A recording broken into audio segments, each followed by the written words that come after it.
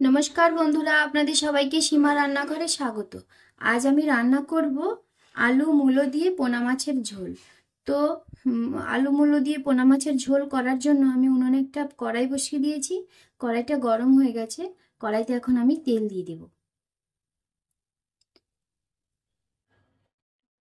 তেল দিয়ে দিয়েছি। তেলটা আমি আজকে সাদা তেল ব্যবহার করছি, আপনারা সর্ষের তেলও দিতে পারেন। তো তেলটা গরম হয়ে গেছে। তেলে আমি দিয়ে দেবো সামান্য একটু নুন। নুন দিয়ে দিয়েছি। এখন আমি মাছগুলোকে ভেজে নেব। তো মাছগুলো আমি আগে থেকে ধুয়ে পরিষ্কার করে নুন মাখিয়ে রেখেছিলাম। তো মাছটা নুন দিয়ে দিয়েছি, কড়াইতে দিয়ে দিয়েছি। মাছটা এখন আমি একটু ভালো করে ভেজে নেব। একটা সাইড ভাজা হয়ে গেলে আমি অপর সাইডটা উল্টিয়ে দেবো ভাজা হওয়ার জন্য। এখন আমি দেখবো মাছের একটা সাইড ভাজা হয়ে গেছে কিনা, তারপরে আমি আরেকটা সাইড উল্টিয়ে দেবো। হ্যাঁ, একটা সাইড ভালো মতো ভাজা হয়ে গেছে। আমি আরেকটা সাইড উল্টিয়ে ভাজতে দিচ্ছি।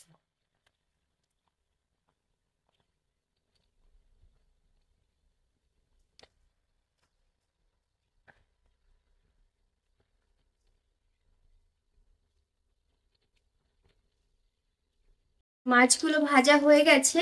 আমি মাছগুলোকে তুলে নেব এখন।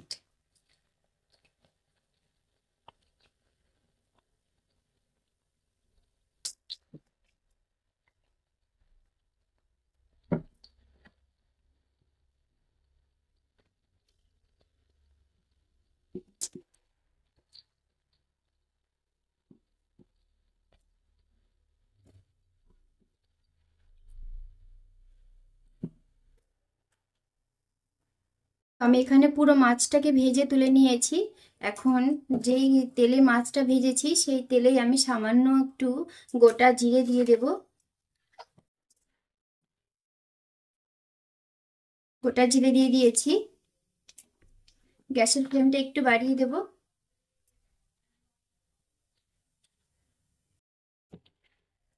আর তেলের উপরে দিয়ে দেব আমি পেঁয়াজ কুচি। এখানে আমি মাঝারি সাইজে দুটো পেঁয়াজ কেটে নিয়েছি।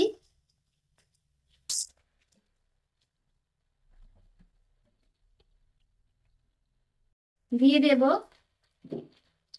মাঝারি সাইজের একটা টমেটো, হাফ টমেটো। আমি এখানে 4 টুকরো টমেটো করে নিয়েছি, হাফ টমেটোকে। তো পেঁয়াজটাকে খুব একটা বেশি ভাজবো না।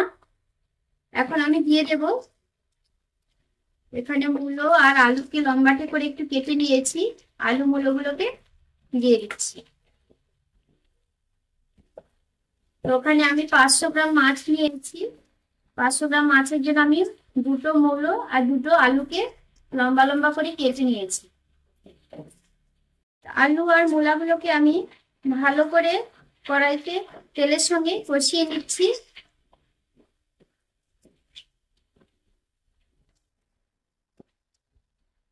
নেড়ে চেড়ে তো কষানো হয়ে গেছে। এখন আমি দিয়ে দেব স্বাদ মতো নুন। এখানে আমি 2 চামচ নুন দিয়েছি। দেব হলুদ গুঁড়ো। এখানে আমি হলুদ গুঁড়ো 2 চামচ দিয়েছি। দিয়ে দেব লঙ্কার গুঁড়ো।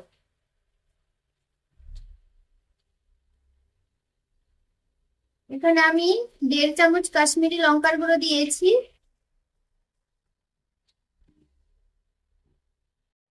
আর দিয়ে দেব ছোট চামচের 1 চামচ ঝাল লঙ্কার গুঁড়ো। এখন আমি এগুলোকে ভালো করে একটু কষিয়ে নেব। তো আলু মূলোগুলোকে একটু ভালো করে কষানো হয়ে গেছে। এখন আমি দিয়ে দেব 1 চামচ পরিমাণ জিরের গুঁড়ো।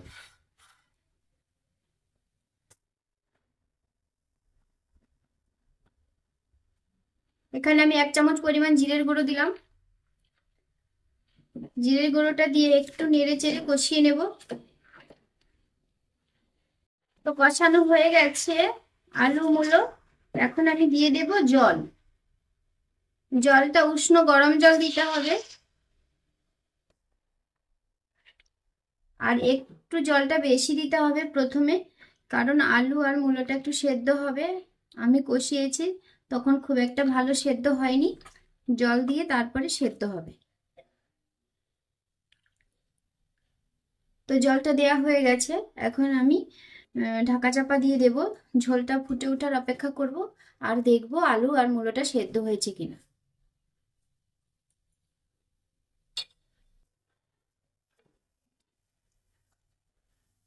এখন আমি ঢাকাটা তুলে দেখব আলু আর মূলোটা সেদ্ধ হয়েছে কিনা।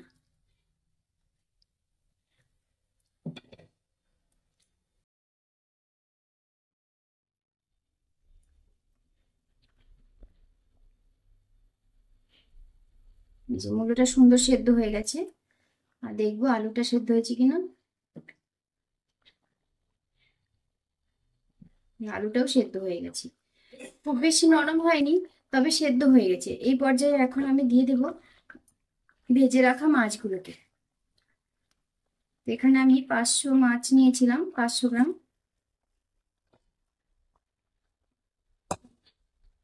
মাছগুলো আমি দিয়ে দিলাম ঝোলে, দিয়ে ঢাকা চাপা দিয়ে আমি আরো 5 মিনিট রেখে দেবো, গ্যাসের ফ্লেমটা লোতে করে দিয়ে। তো এইভাবে খুব সহজেই আলু মূলো দিয়ে পোনা মাছের ঝোল রান্না করা খুব সহজ। তো এখন আমি ঢাকা চাপা দিয়ে দেবো আর গ্যাসের ফ্লেমটা লো করে দিচ্ছি, দিয়ে 5 মিনিট এইভাবে লো ফ্লেমে রান্না করব। 5 মিনিট পরে আমি ঢাকাটা তুলে দেখছি, মাছের ঝোলের রেসিপিটা কিন্তু খুব সুন্দর হয়ে গেছে। এই যে দেখুন, মূলো আলুগুলো আগের থেকে অনেকটা সুন্দর সেদ্ধ, নরম সেদ্ধ হয়ে গেছে। তো এখন নামিয়ে দেবো, নামিয়ে দেওয়ার আগে আমি দিয়ে দেবো সামান্য একটু গরম মশলার গুঁড়ো। তো আপনারা ধনেপাতাও দিতে পারেন, আমার ধনেপাতা নেই তাই আমি আজকে ধনেপাতা দিলাম না। অল্প সামান্য একটু গরম মশলার গুঁড়ো দিয়ে দিয়েছি, খুব সামান্য, বেশি নয়। তো আপনারা গরম মশলাও দিতে পারেন, আবার ধনেপাতা কুচিও দিতে পারেন, কোনো অসুবিধে নেই, দুটোতেই ভালো লাগবে খেতে। তো আমার রেসিপিটা আপনাদের কেমন লাগলো সেটা কমেন্ট করে জানাবেন। যদি ভালো লাগে তাহলে একটা লাইক করবেন, শেয়ার করবেন। যারা আমার চ্যানেলটা নতুন দেখছেন তারা অবশ্যই একটা সাবস্ক্রাইব করবেন, পাশে বেল আইকনটি ক্লিক করবেন, যাতে করে প্রতিদিনের যে আমি ভিডিওটা ছাড়ছি সেই ভিডিওটা আপনাদের কাছে সবার প্রথমে পৌঁছে যায়।